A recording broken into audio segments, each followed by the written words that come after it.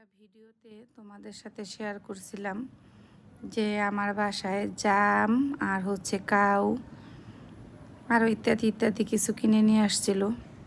তো ওই কাউ আর খাওয়া হয় নাই। আমি ভুলেই গেছি একেবারে যে কাউ আমার বাসায় আছে। তাই এর মাঝখানে হচ্ছে আমি বেড়াতে গিয়েছিলাম, এ কারণে হয়তো ভুলে গেছি। তাই আজকে মনে পড়ছে যে বাসায় আমার কাউ আছে। আর এই কাউটা হচ্ছে আমার অনেক পছন্দ।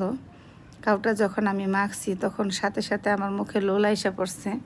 কারণ টক দেখলেই কেন জানি যে কোনো মানুষেরই, বিশেষ করে মেয়েদের, মানে টক জাতীয় জিনিস দেখলে মুখে পানি চলে আসে। আর হচ্ছে এখন যে বর্তমানে আমি ভয়েস দিতেছি, এখনও আমার এই কাউ ভর্তা দেখে মানে মুখের মধ্যে লোল চলে আসছে।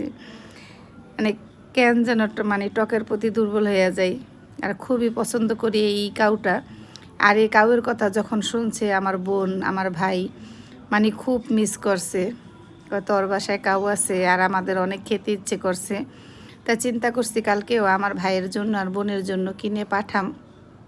বলছে যে আপা, আমার বোন বলছে আপা আমার জন্য কাউ পাঠাইও। তাই চিন্তা করলাম একটা জিনিস, আর এই ফলটা হচ্ছে বছরকে ফল, বছরের আগে আর পাওয়া যায় না, এই বছরে একবারই পাওয়া যায়। এই কারণে বলছি খেতে চাইছে যেহেতু কিনে